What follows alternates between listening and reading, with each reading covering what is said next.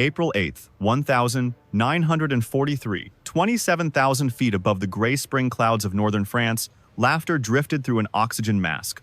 Oberleutnant Ralph Hermansen of Jagdschwader 26 watched the strange shapes climbing slowly toward his formation barrel, bodied newcomers whose heavy propellers flashed in the Sunday.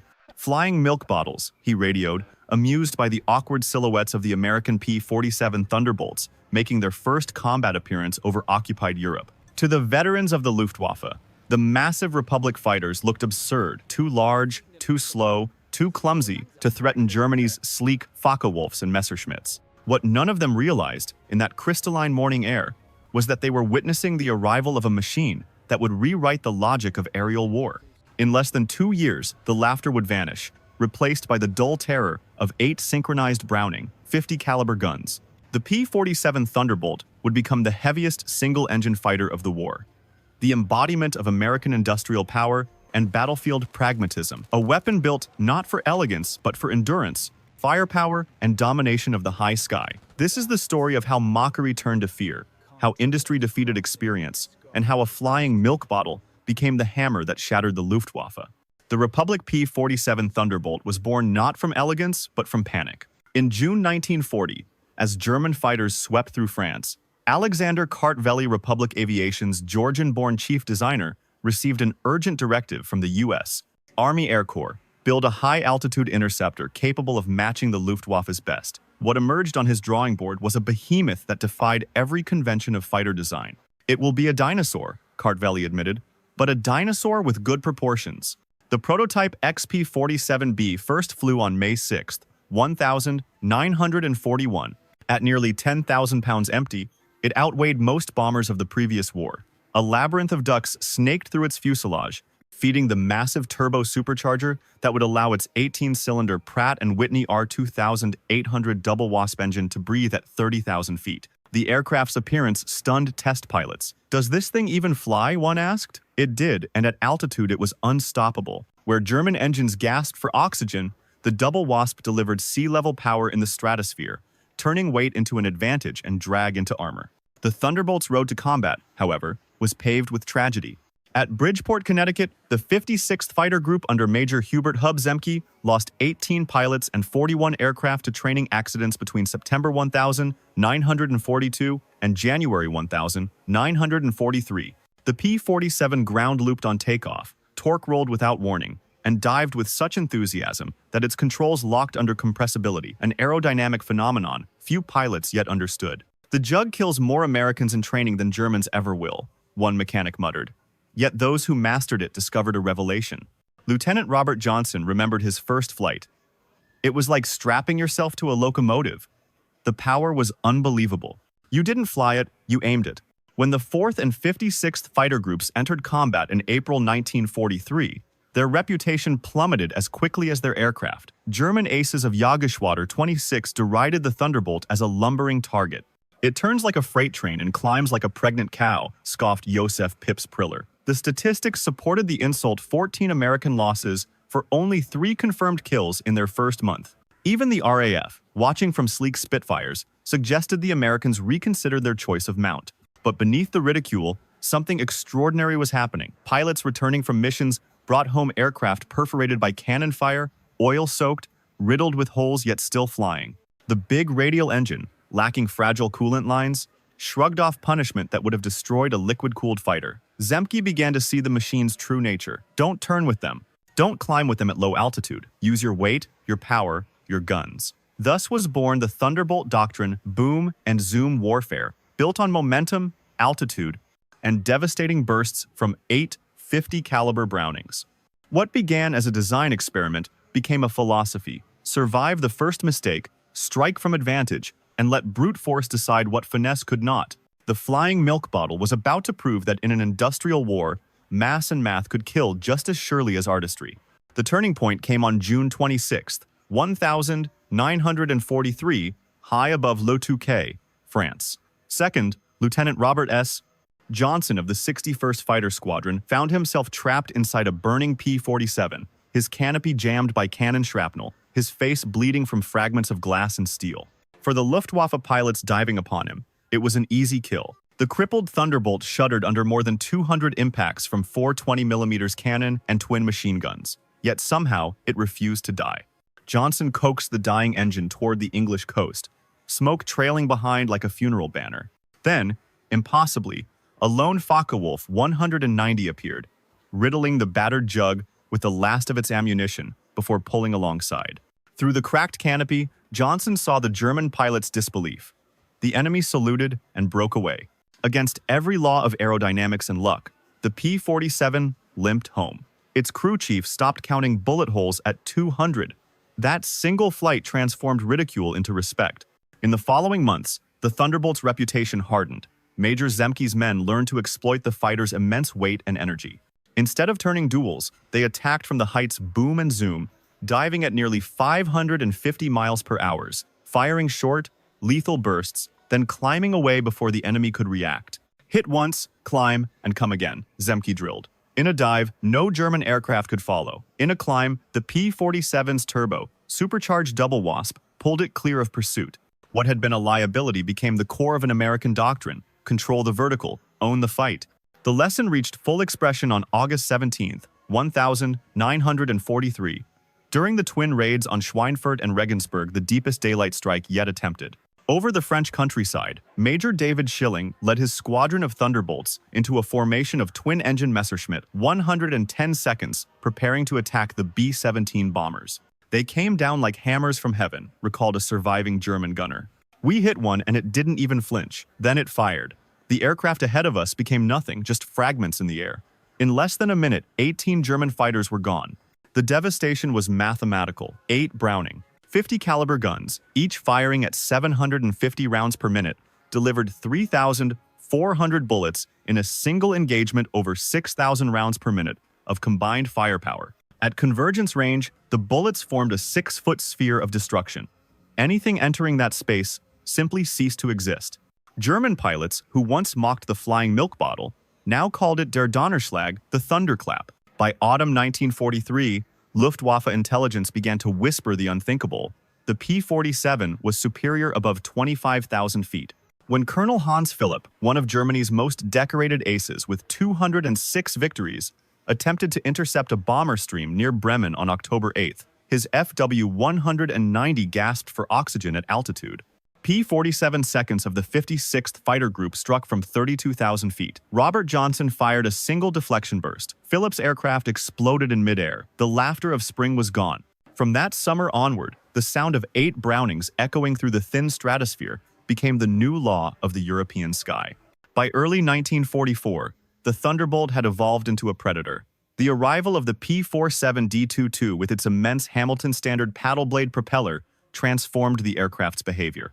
Each of the 13-foot blades bit into the air like an axe into wood, turning horsepower into instant acceleration. Climb rate jumped from a sluggish 2,200 feet per minute to nearly 3,000, matching the vaunted German fighters at most altitudes. Even its voice changed. The new propeller tips approached the speed of sound, producing a deep, rolling thunder audible from miles away. German ground troops learned to recognize it, the ominous Donnerschlag, thunderclap, and froze instinctively when they heard it. For Luftwaffe pilots, the realization was worse. The fat Americans have learned to climb, wrote veteran Heinz Nock after a February 1944 engagement near Hanover. We laughed when we saw them rise to meet us. 30 seconds later, Schmidt was gone, nothing but smoke. The P-47's ungainly form was now a symbol of inevitability. When the Allies launched the invasion of Normandy on June 6, 1944, more than 500 Thunderbolts filled the sky above the beaches. German attempts to penetrate the umbrella met annihilation. The sky belongs to the Americans, reported Oberleutnant Wolfgang Fischer, one of only 3 German pilots to return from his unit's dawn sortie. They were stacked from sea level to 30,000 feet. We couldn't climb over them, couldn't dive under them. Their guns turned our fighters into aluminum rain. The Jug's transformation from interceptor to fighter bomber completed its legend. By mid-1944, the 9th Air Force's P-47 seconds carried not just 50 caliber firepower, but also bombs and high-velocity rockets. Each D-25 variant could haul a pair of 1,000-pound bombs and 10 5-inch HVAR rockets, the punch of a medium bomber delivered with the accuracy of a rifle. Lieutenant Colonel Francis Gabby Gabreski called the experience like holding the hammer of God. German panzer divisions discovered that armor was no protection. A 2-second burst from 8 Brownings could shred a truck column, while a single rocket strike could obliterate a tank platoon. In June alone, Thunderbolts destroyed more than 500 tanks, nearly 4,000 trucks, and 650 locomotives. Entire rail networks vanished beneath smoke and fire. German soldiers coined a grim diagnosis: Jabo, fever fighter, bomber fever, a physical illness brought on by the mere sound of approaching thunderbolts. Veterans who had faced Spitfires and Hurricanes without flinching now dove for cover at the first echo of the R-2800's growl. The P-47's power reached far beyond Europe. In the Pacific, Colonel Neil Kirby's 348th Fighter Group proved that the same brute strength suited jungle heat and endless ocean. Over New Guinea, Japanese ace Saburo Sakai watched his cannon shells ricochet off the Thunderbolt's armored skin. "We called them monsters," he wrote later. "Our weapons seemed useless. Their return fire tore aircraft apart." The later P-47 Newton's variant, with extended wet wings and 2,350-mile range, would escort B-29 seconds to Japan itself. From the hedgerows of Normandy to the volcanic islands of the Pacific, the thunder was everywhere, and it was American. The winter of 1944-45 exposed the final truth of the air war. Technology and courage mattered, but production decided victory. On January 1st, 1945, the Luftwaffe launched its desperate counterstroke Operation Bodenplatte, a massive surprise assault on Allied airfields across Belgium and the Netherlands. Nearly 900 German fighters roared low over frozen fields, strafing rows of parked Thunderbolts. At Y-34 near Metz, 22 P-47 seconds burned, where they, Saturday, when a captured German pilot sneered, "What do you think of that?"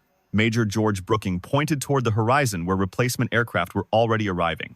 "By tomorrow," he said quietly, "we'll have 40 new ones. How long will it take you to replace your pilots?" Within 48 hours, fresh P-47D 40 seconds filled the flight line. The Luftwaffe lost over 200 aircraft and as many irreplaceable men. America replaced its losses in a day. Germany never recovered. Behind that scene lay a machine far greater than any airplane: industrial America. Republic Aviation built 15,683 Thunderbolts, one every hour at the height of production. Each required 65,000 parts, 8 miles of wiring, and the labor of men and women who had never seen an aircraft before Pearl Harbor. The Lake City Arsenal produced 30 million rounds of 50 caliber ammunition per month. The refineries of Texas and the shipyards of New Jersey sent oceans of fuel across the Atlantic. While Germany counted gallons, America counted tankers. Pilot training reflected the same logic of abundance. By 1944, the United States graduated 30,000 pilots annually, more than Germany trained in the entire war. Each American entered combat with 400 flight hours. His German counterpart, barely 100. The result was visible in every dogfight. "It wasn't even fair," remembered Lieutenant Eugene Roberts. "We knew our systems, our tactics, our enemy. They were brave but tired, undertrained, and outnumbered. German commanders understood the inevitability. They lose 10, they build 20, lamented Joseph Pips Priller in 1945. We lose one, and he is gone forever." Even Adolf Galland, once the proud architect of the Luftwaffe's fighter arm, admitted after the war, "We laughed at the Thunderbolt because we thought it was clumsy. We didn't understand that it was American built for production, power, and survival." The lesson was unmistakable. Strategy built on courage alone could not stand against a nation that turned industry itself into a weapon. By the spring of 1945, the Luftwaffe existed mostly on paper. Fuel was gone, veterans were dead, and new pilots went into combat with barely 30 hours of flight time. Those who survived long enough to meet the P-47 understood terror in its purest form. Jabo fever, fighter-bomber fever, became a medical term in German reports, describing the trembling and nausea that seized soldiers and airmen at the mere sound of the Thunderbolt's engines. The deep growl of the R-2800 had become the voice of inevitability. In little more than 2 years, mockery had turned into silence. The flying milk bottle that once struggled to climb over France now ruled every altitude from the beaches of Normandy to the skies over Leipzig. Its statistics told a story almost beyond comprehension. Over 3,700 German aircraft destroyed in the air, more than 3,000 on the ground, tens of thousands of locomotives, trucks, and tanks reduced to wreckage. Behind those numbers stood the same truth that defined the entire American war effort: discipline, production, and an understanding that quantity could become a form of quality. After the guns fell silent, former enemies finally met. At a 1985 reunion in Phoenix, General Adolf Galland recalled his first post-war flight in a captured P-47. It climbed as if it were falling upward. The cockpit was comfortable, the power endless. I realized then that we never had a chance. Another German veteran described the 8 Brownings as Roosevelt's piano, the rhythmic roar of 50 caliber fire that played the requiem of the Luftwaffe. Today, a restored P-47D sits beneath the lights of the U.S. Air Force Museum in Dayton, Ohio. Its aluminum skin gleams, its 8 gun barrels dark and silent. Beside it, a strip of gun camera film shows a Focke-Wulf 190 disintegrating midair, and a small placard carries an unnamed pilot's final words. We laughed when we first saw them. We stopped laughing when we realized they didn't need to turn or climb. They just pointed those guns at you and you ceased to exist. The laughter of 1943 died long ago. But the thunder remains a reminder that in war, endurance is as decisive as genius, and that power, when disciplined by purpose, can change the very sound of the sky. Bravery is not about winning, but about standing firm when it matters most. Subscribe to WWII Tales of Valor and tell us which act of courage from this story inspired you the most.